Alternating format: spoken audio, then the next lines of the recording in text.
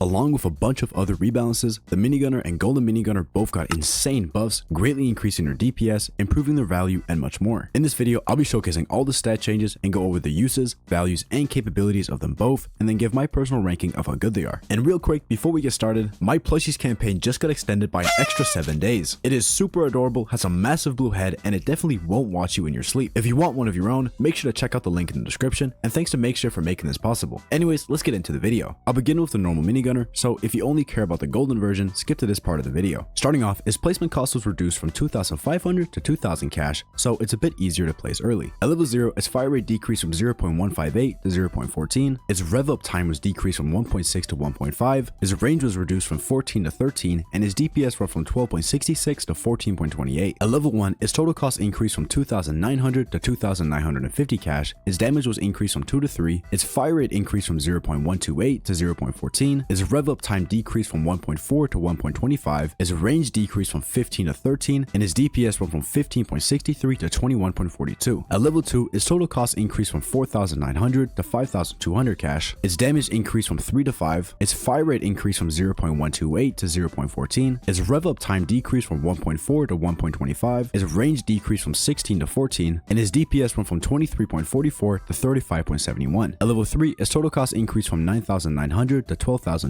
cash, its damage increased from 5 to 10, its fire rate increased from 0.108 to 0.125, its rev up time was almost cut in half from 1.4 to 0.75, its range was decreased from 16 to 15, and its DPS went from 46.30 to 80. At level 4, its total cost increased from 19,900 cash to 27,200 cash, its damage increased from 10 to 17, its rev up time was reduced from 1.4 to 0.75, its range was decreased from 18 to 16, and its DPS went from 92.59 to 157.41. While a lot of things have changed, the most notable difference is a huge increase in DPS and the change in price. It gained an impressive 64.82 DPS, making it significantly stronger at max level. Since it doesn't have a placement limit, getting 40 of them will give you a total of 6,296.4 DPS. That is crazy, being by far the most DPS you can get using any tower. You can absolutely shred most bosses in the game with that, and this boost in DPS in a minigunner has made it so much more viable. And despite its total cost increasing by 7,300 cash, its value still went up. It used to be only 4.65 DPS per 1k spent, but now it's 5.79, which is 24% better than before. So not only is it dealing more damage, it's doing it more efficiently. But not only did it get better at max level, it got cheaper at level 0, only costing 2,000 cash to place instead of 2,500. This is going to be helpful for dealing with the first couple of bosses, as you won't have to farm as hard to get it early. While it didn't change by much, reducing its rev up time also made it slightly more reliable. This is especially noticeable at max level, being almost cut in half. This means enemies are much less likely to slip by, although this wasn't that big of an issue before. It also has good coverage, being able to shoot hidden enemies at level 2, and has lead detection at level 3. Because of how much damage the minigunner can deal, I'd say it can easily be considered an A tier tower. It is really effective at dishing out DPS, and I'd recommend giving it a shot. Now, next up, we have the golden minigunner. Starting off, its placement cost was reduced from 3,750 to 3,000 cash, making it easier to get it earlier. At level 0, its rev up time was reduced from 1.8 to 1.25, its range was decreased from 15 to 13, and its DPS stayed at 18.99. At level 1, its total cost was decreased from 4,400 to 3,800 cash, its damage was increased from 3 to 4, its rev up time was nearly halved from 1.4 to 0.75, its range was decreased from 15 to 13, and its DPS went from 23.44 to 31.25. At level 2, its total cost was reduced from 6,400 to 6,200, its damage was increased from 4 to 6, its rev up time was decreased from 1.4 to 0.75, its range was decreased from 17 to 14, its DPS went from 31.25 to 46.88. At level 3, its total cost was reduced from 15,150 to 13,950 cash, its damage was increased from 8 to 10, its rev up time decreased from 1.4 to 0.75, its range decreased from 17 to 16, and its DPS went from 74.07 to 92.59. At level 4, its total cost increased from 27,650 to 37,950 cash, its damage was increased from 14 to 24, its rev up time increased from 1.4 to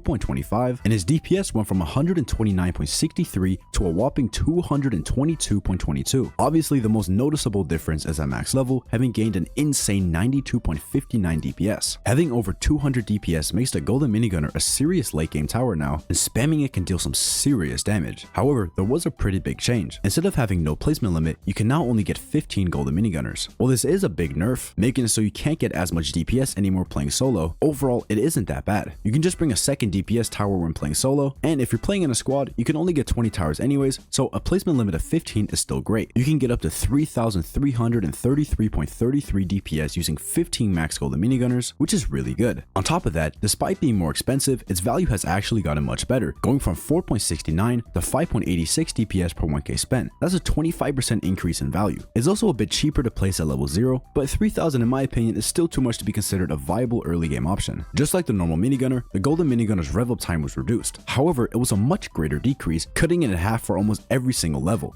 except for max level, which actually got significantly slower. This makes it less reliable. However, if you're using it in the late game, you probably already have a good amount of towers placed anyways, so it won't be that big of a deal. However, if you want to be more reliable, it's not a bad idea to place level 3 minigunners instead of maxing them out. They only have a rev up time of 0.75, so they have a much easier time handling faster enemies. The golden minigunner can attack hidden enemies after level 2 and lead enemies after level 3, giving it pretty good coverage. Overall, the golden minigunner is now a good value, really high DPS tower that rivals some of the best choices like the accelerator. I'm gonna rank it as a strong S tier, and I think a lot of people are gonna start using it. This is a crazy time to be alive where the golden minigunner is actually good. But with that, that's it for this video. Let me know in the comments down below how you guys would rank these towers and whether or not you agree with me. And if you enjoyed, make sure to hit that like button and subscribe to join the Blue Head Mafia. Also, if you want to talk to me, consider checking out my Discord. We got some pretty cool features like a custom party finder bot that will automatically pair you up with other people who are trying to do the same strategy. There's a link to the server pinned in the comments. And finally, I want to give a huge shout out to these channel members for supporting my content. If you want to add me as a friend on Roblox or get early access to some of my videos, consider becoming a channel member. It helps me out a lot and I really appreciate it.